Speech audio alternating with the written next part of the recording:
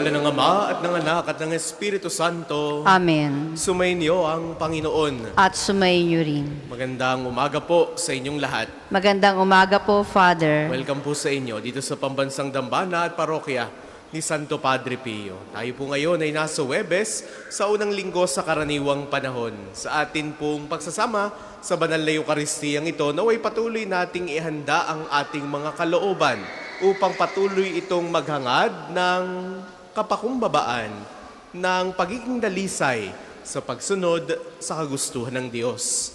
Aminin po muna natin ang ating mga kasalanan upang tayo maging marapat gumanap sa banal na pagdiriwang.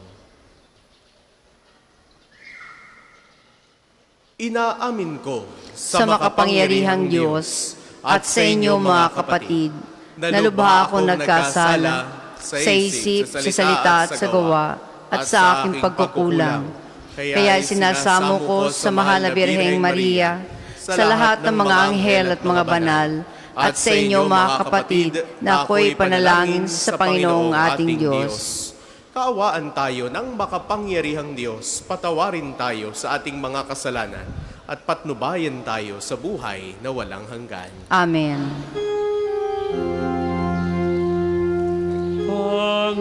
Panginoon, kawan mo kami.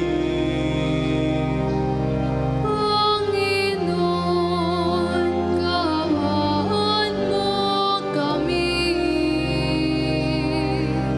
Kristo, kawan mo kami. Kristo, kawan mo kami. Panginoon, kawan mo kami. Panginoon, Kawan mo kami.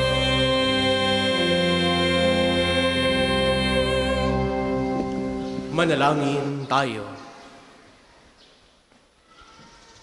Ama naming makapangyarihan, ng iyong dumadalanging sambayanan, ay matapat mo nawang lingapin at subaybayan upang makita namin ang dapat gampanan at para rito ay magkaroon kami ng kakayanan. Sa pamamagitan ni Hesu Kristo, kasama ng Espiritu Santo, magpasawalang hanggan. Amen. Magsiupo po ang lahat. Pagbasa mula sa unang aklat ni Samuel. Dumating ang araw na nagdigmaan ang mga Israelita at ang mga Filisteo. Sa Ebenezer, nagkampo ang mga Israelita at sa Apek naman ang mga Filisteo. Sa kanilang paglalaban, natalo ang Israel na may 4,000 ang napatay sa kanila. Nang makaurong na sila sa kanilang kampo, nagtanungan ang matatanda ng Israel, bakit kaya pinabayaan ng Panginoon na matalo tayo ng mga Filisteo? Ang mabuti kunin natin sa Silo ang kaba ng tipan. Baka kung nasa atin iyon ay iligtas tayo ng Panginoon sa ating mga kaaway. At kinuha nga nila sa Silo ang kaba ng tipan at sumama naman ang 2 anak ni Eli, sina Ofni at Phinees. Ang mga Israelita ay napasigaw sa tuwa nang idating sa kanilang kampo ang kaba ng tipan. Umalingaw-ngaw sa palibot ang kanilang sigawan. Nang marinig ito ng mga Filisteo, itinanong nila, bakit kaya nagkakaingay ang mga Hebreo? Nang malaman nilang nasa kampo ng mga Israelita ang kaba ng tipan, nasindak sila. Inisip nilang may dumating na Diyos sa kampo ng mga Israelita. Kaya nasabi nila, ano ngayon ang mangyayari sa atin? Ngayon pa lamang tayo makararanas ng matanding kasawian. Ano ngayon ang mangyayari sa atin? Sino ang makapagliligtas sa atin sa mga Diyos nilang makapangyarihan? Ito ang mga Diyos na nagpahirap sa mga Ehipsyo sa pamamagitan ng iba't ibang salot. Mga kababayan, lakasan natin ang ating loob. magpakalalaki tayo upang hindi tayo malupig at maalipin ng mga Hebreo, tulad ng pag-aalipin natin sa kanila. Lumaban tayo. Muling naglaban ang mga Filisteo at Israelita at nalupig na naman ang mga taga-Israel. Ang napatay sa kanila ay 30,000 at kanya-kanyang takas pauwis ang mga natira. Ang kaba ng Diyos ay kinuha ng mga Filisteo at pinatay sina Ofni at Pinees. Ang salita ng Diyos. Salamat sa Diyos. Ang tugon po sa Salmo, Poon, kami yung ligtas, pag-ibig mo'y di kukupas. Poon, kami yung iligtas, pag-ibig mo'y di kukupas.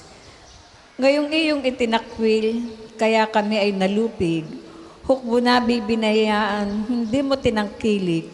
Binayaan mo nga kami, kaya kami ay tumakas. Lahat naming maiiwan ay sinamsam nilang lahat. Poon, kami yung iligtas, pag-ibig mo'y di kukupas. Sa sinapit namin ito, mga hentil ay nagtawa. Inuuyan kaming lagi, kami iniinis nila. Pati bansang walang Diyos sa gitna ng sanlibutan, sa nangyari umiiling bilang tanda ng pag-uyam. Poon, kami yung iligtas, pag-ibig mo'y di kukupas. Kami huwag mong pagkublihan, huwag magtago sa amin. Ang pangamba namit hirap ay huwag mong lilimutin. Poon, kami yung iligtas, pag-ibig mo'y di kukupas. Magsitayo pong lahat.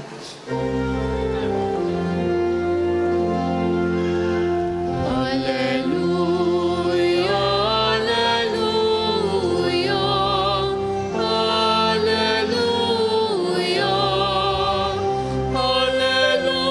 alleluia, alleluia, alleluia, alleluia. Ipinangaral ni Jesus ang pag-aari ng Diyos, sakit ay kanyang ginamot. Alleluia, alleluia,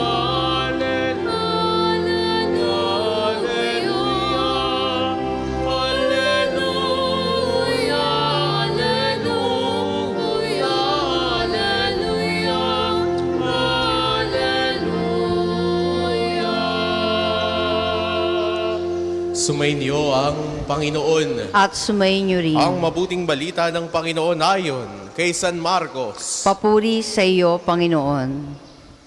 Noong panahong iyon, may isang ketonging lumapit kay Jesus, nanikluhod at nagmakaawa. Kung ibig po ninyo'y mapapagaling ninyo ako. Nahabag si Jesus at tinipo siya sa bayang wika, ibig ko, gumaling ka. Noon di nawala ang ketong at gumaling ang tao. Pinaalis siya agad ni Jesus matapos ang ganitong mahigpit na bilin. Huwag mong sasabihin ito kanino man. Sa halip ay pasuri ka sa saserdote. Pagkatapos maghandog ka ayon sa iniutos si Moises upang patunayan sa mga tao na ikaw ay magaling na. Ngunit umalis siya at bagkus ipinamalita ang nangyari. Ano pat hindi nahayagang makapasok ng bayan si Jesus. Naroon na lamang siya sa labas sa mga ilang na pook at doon pinagsasadya ng mga tao buhat sa iba't ibang dako. Ang mabuting balita ng Panginoon. Pinupuri ka namin, Panginoong Hesukristo. Tayo po ay magsiupo. Sa inyo pong lahat na naririto at nakikibahagi sa ating banal na pagdiriwang, sa mga sumasama po sa atin sa pamamagitan ng ating Facebook Live, muli po, magandang umaga sa inyong lahat. God is a presence that I can never define, but I could never deny.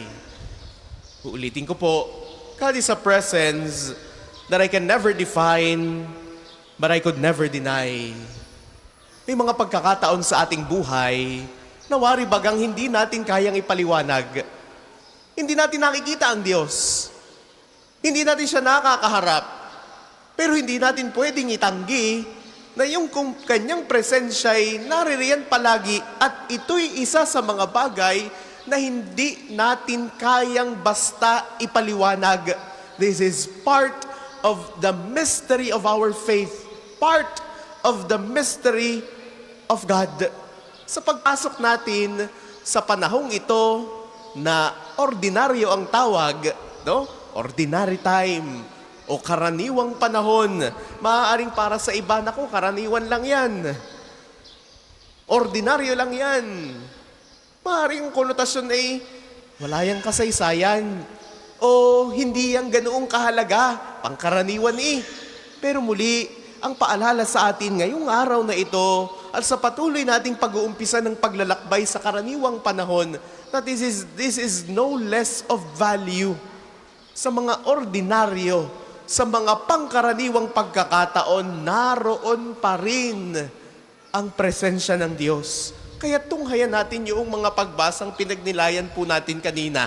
Sa unang pagbasa, narinig natin, dinala ng mga Israelita yung kaba ng tipan sa isang digbaan laban sa mga Filisteo. Dahil sa kanilang paniniwala, ano ang sabi nila? Kapag kasama natin ang kaba ng tipan, tiyak na mananalo tayo. Para bagang, ang kanilang pagtingin dito, ito'y isang anting-anting. Ito yung aming proteksyon. Hindi kami mamamatay o hindi kami matatalo sa digmaan. Pero kabaliktaran na nangyari. They fell at war. Libo-libo ang namatay. Mga minamahal kong kapatid, baka ganito rin tayo. Ginagawa nating anting-anting ang mga bagay sa pananampalataya. Maglalagay ako ika ng rosaryo, magsusuot ako nito, ganyan, upang ako ay hindi tamaan ng bala. O kaya naman ako ay hindi maaksidente. O kaya naman ako ay mas mapalapit sa Diyos. Maaaring meron kang suot na eskapularyo o rosaryo o kung ano paman, pero hindi ka naman nagdadasal. Hindi ka naman sumisimba.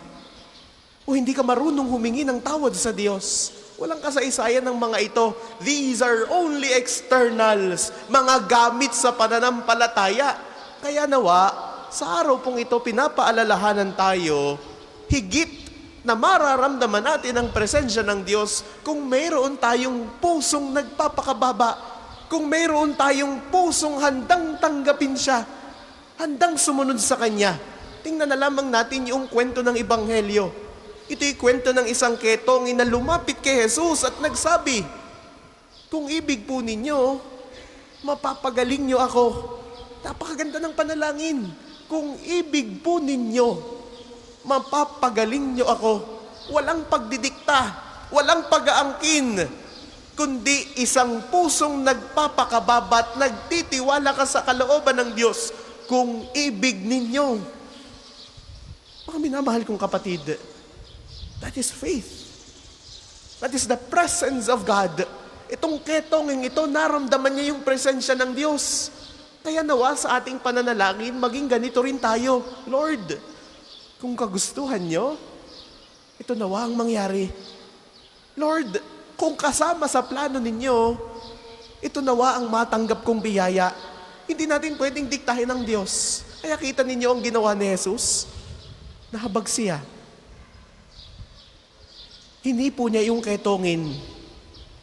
Isang bagay na maaaring bawal sa pananampalatayang Hudiyo. Hindi ka pwedeng makipag-usap sa isang taong may ketong. Madumi yan May sakit yan. Lalo tigit na hipuin mo. Pero ito yung ginawa ng ating Panginoong Jesus. Hinipo niya, kinausap niya.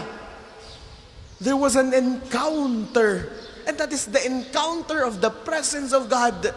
Hinipo ni Jesus ang ketongin, ngunit hindi siya nahawa ng karumihan. Bagkus yung karumihan, yung napawi, ipinapakita nito na ang Diyos ay hindi natatakot sa ating mga sugat. Hindi siya natatakot sa ating mga kasalanan o sa ating mga kahinaan. Bagkus siya'y lumalapit, humahawak, at nagpapagaling. Kaya, ngayong araw na ito, kay linaw ng aral na iniiwan sa atin ng mga pagbasa.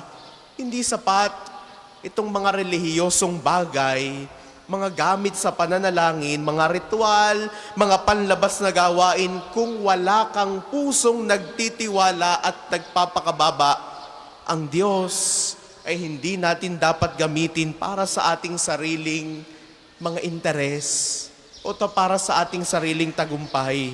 Bagkus tayo ang magpapasakop sa kanyang kalooban. At tulad ng halimbawa ng taong may ketong, tunay na pananampalataya ang nagsasabing, Panginoon, alam kong kaya mo, ngunit nagtitiwala pa rin ako sa iyong mga ninanais at pinaplano para sa atin. Ngayong araw na ito, kay gandang tanungin ng ating mga sarili, lumalapit ba ako sa Diyos dahil kailangan ko lamang siya? O dahil gusto ko siyang sundin talaga? Tiwala ba ako sa kanyang kalooban kahit hindi sang-ayon sa aking kagustuhan? Ngayong araw, tinitingnan natin at sinusundan ang halimbawang ibinigay sa atin ng ketongin na gumaling at naging patotoo ng kabutihan ng Diyos. Nawa tayo rin sa tuwi-tuwi nang tayo pinagagaling ng Diyos sa katawan man o sa ating mga puso, maging buhay nawa tayong patotoo sa kanyang awa at habag. Ngayong araw na ito, pinaalalahanan tayo ng presensya ng Diyos. Again, God is a presence that I can never define, but I can never deny. Para po sa mga maghahandog ng sobre, pakihulog na lamang po sa buslo.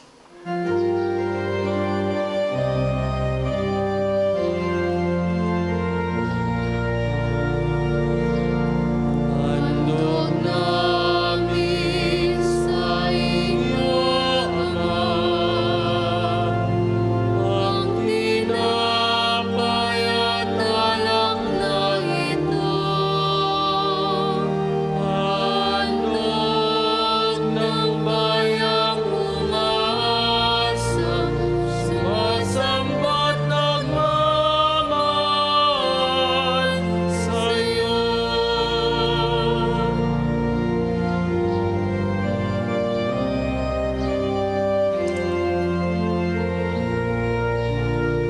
Magsitayo po ang lahat. Manalangin kayo mga kapatid upang ang paghahain natin ay kalugdan ng Diyos sa mga makapangyarihan. Tanggapin nawa ng Panginoon itong paghahain sa iyong mga kamay, sa kapurihan niya at karangalan, sa ating kapakinabangan at sa buong sambayanan niyang banal. Ama naming lumikha, ang paghahain ito ng iyong sambayanan ay iyong marapatin ngayong paunlakan. Pakundangan dito, mapasa amin nawa ang iyong kabanalan at ang masugid naming dalangin ay iyong pagbigyan. Sa pamamagitan ni Hesu Kristo, kasama ng Espiritu Santo, magpasawalang hanggan. Amen. Sumainyo ang Panginoon. At sumainyo rin. Itaas sa Diyos ang inyong puso at diwa. Itinaas na namin sa Panginoon. Pasalamatan natin ang Panginoong ating Diyos. Marapat na siya ay pasalamatan. Ama naming makapangyarihan, tunay kang marapat na ikaw ay aming pasalamatan. Pinagbibigyan mong ito'y aming maihayag, kahit na ito'y walang anumang maidaragdag sa kadakilaang sa iyo ay likas. Sa pagpupuri namin ang nakikinabang, ay kami ring iyong pinakikiharapan sa pamamagitan ng iyong anak na minamahal. Kaya, kaisa ng mga anghel na nagsisiawit ng papuri sa iyo, nang walang humpay sa kalangitan, kami nagbubunyi sa iyong kadakilaan. Santo, Santo, Santo, Panginoong Diyos ng mga hukbo, napupuno ang langit at lupa ng kadakilaan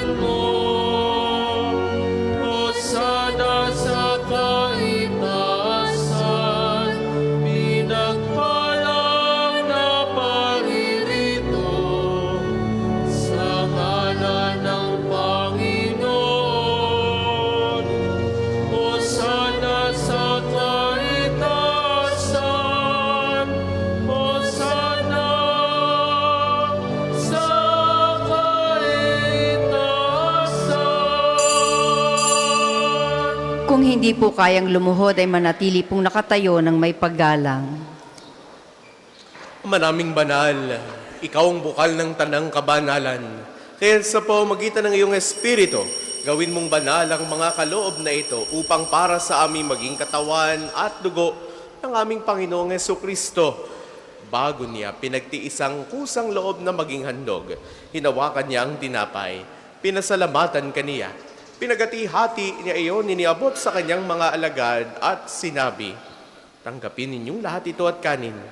Ito ang aking katawan na ihahandog para sa inyo.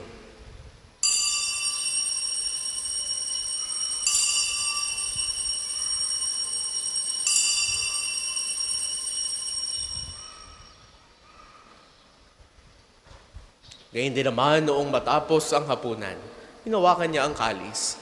Muli kanyang pinasalamatan. Iniabot niya ang kalis sa kanyang mga alagad at sinabi, tanggapin ninyong lahat ito at inumin. Ito ang kalis ng aking dugo ng bago at walang hanggang tipan. Ang aking dugo na ibubuhos para sa inyo at para sa lahat sa ikapagpapatawad ng mga kasalanan. Gawin ninyo ito sa pag-alala sa akin.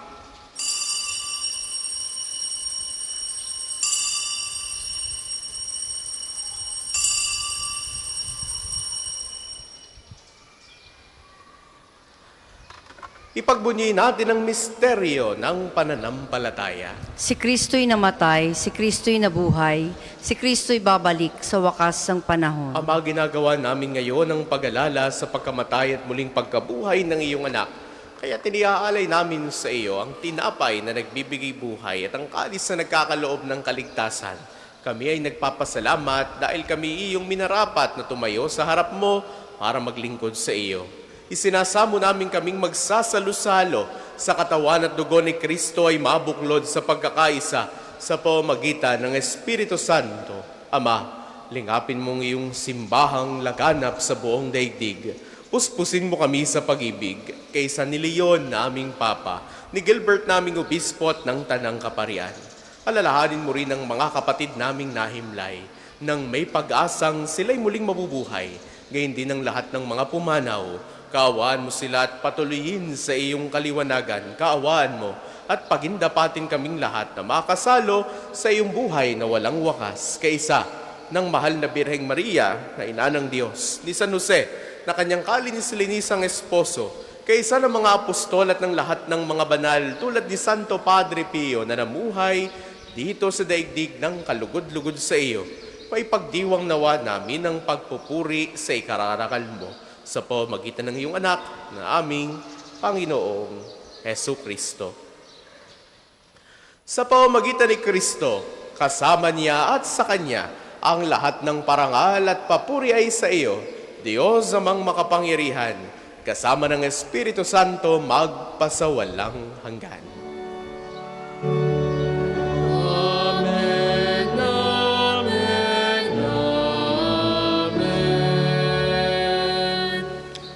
Sa tagubili ng mga nakagagaling na utos at turo ni Jesus sa Panginoon natin at Diyos, ipahayag natin ang lakas loob. Ama namin, sumasalangit ka. Sambahin ang ngalan mo. Mapasa amin ang kaharian mo. Sundin ang loob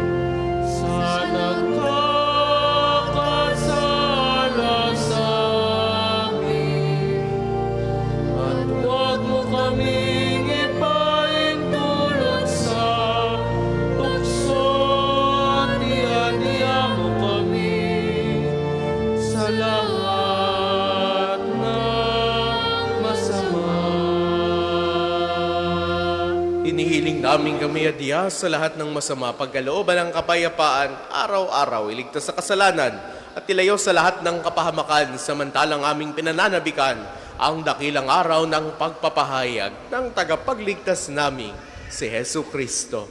Sapagkat iyo ang kaharian at ang kapangyarihan at ang kapurihan magpakailanman.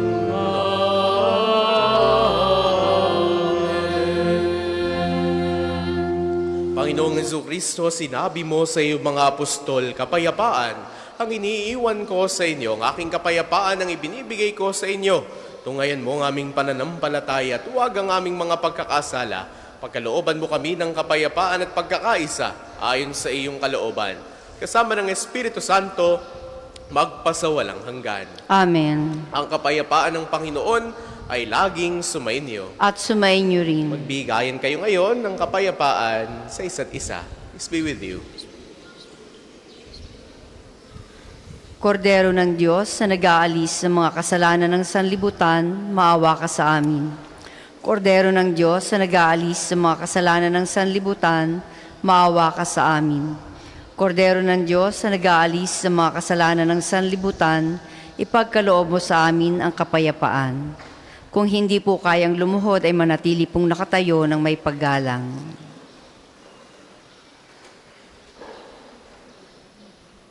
Ito ang kordero ng Diyos. Ito nag-aalis ang mga kasalanan ng sanlibutan. Mapalad ang mga inaanyayahan sa kaniyang piging. Panginoon, hindi ako karapat-dapat na magpatuloy sa iyo, ngunit sa isang salita mo lamang ay gagaling na ako.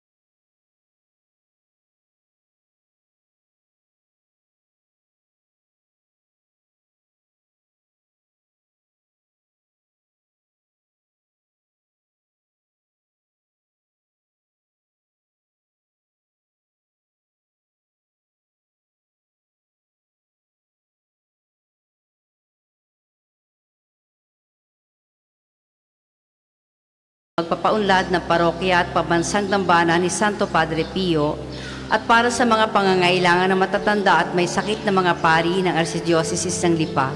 Salamat po sa inyong mga handog.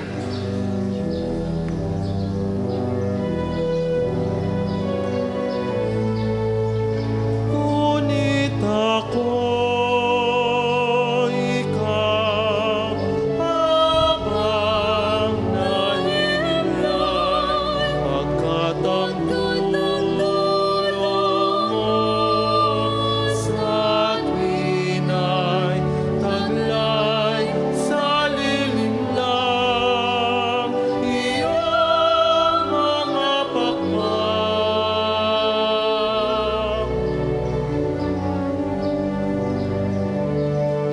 Tayo po ay magsitayo.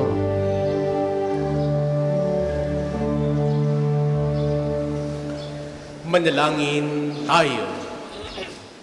Ama naming mapagmahal, hinihiling naming kami ay pagbigyan. Pakundangan sa iyong dulot na pakikinabang. Ipagkaloob mong ikaw ay aming paglingkuran sa pamumuhay namin sa paraang iyong kinalulugdan.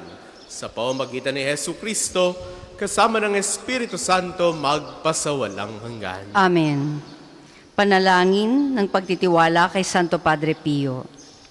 Padre Pio, taga Petrelcina, mongheng banal, pintakasing santo ng milenyong kasalukuyan, gabay namin sa pagtahak sa landasing makalangit, takbuhan sa pangangailangan, huwaran ng pagtitiis. Sa iyo namin inilalapit aming mga kagipitan, sa iyo po binibilin kalusugan at kabuhayan.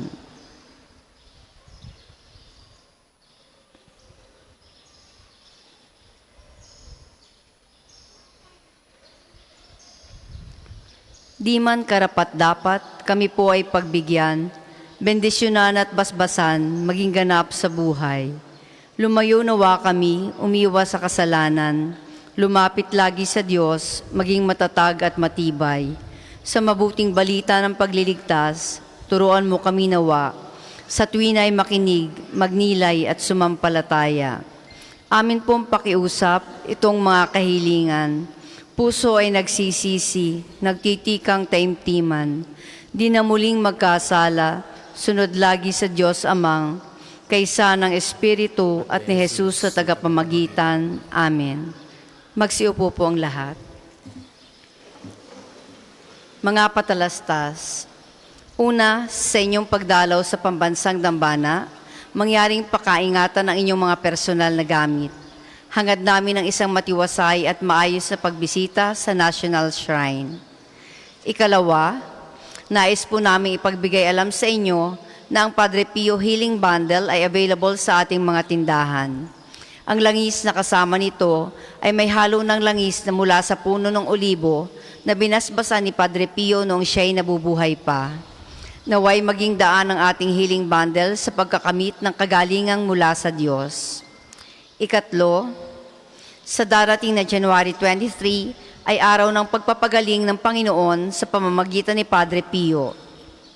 Ang mga oras ng healing mass at healing liturgy na may paggagawad ng langis ay sa 9 ng umaga at 5 ng hapon. Kayo at ang inyong mga may sakit ay inaanyayahan.